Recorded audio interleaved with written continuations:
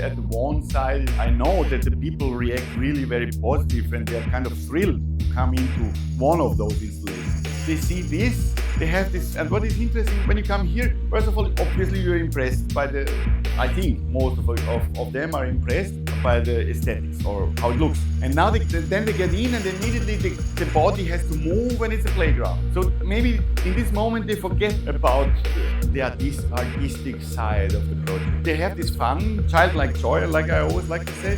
So, but then they see that it goes on and there's really calm. And the body is not really involved as it is here. And there all of a sudden you see, okay, there is more about it because it's the same. I have the same white skin, makes this light which comes in, makes this very diffuse, very artificial light. And then I have this totally minimal, super perfect lines.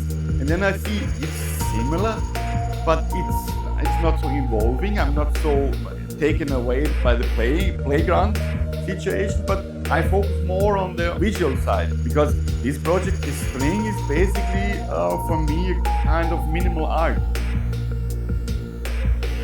I mean, basically first we had the idea just to put this Net Taichung inside and to put it in the main room, in the atrium, but also in the multifunctional room. But then luckily I said, no, this is not good, we should enrich it, and then we added string. First we had this idea of just working with nets, and then when you see how the stairs at the outside of the building, but also the wall shelving, the wooden ones, how they are pulsating, immediately I had the idea, so it's like Net Taichung, because it's also pulsating here, floating line. And with this architecture, especially with Kuma, is always very much, for me, you're always very much connected to nature. And this is actually nature. I mean, an abstract way of, when you think, this is like a pulsating hilly surface, which you find mostly in nature. And so this fits to the building, I thought.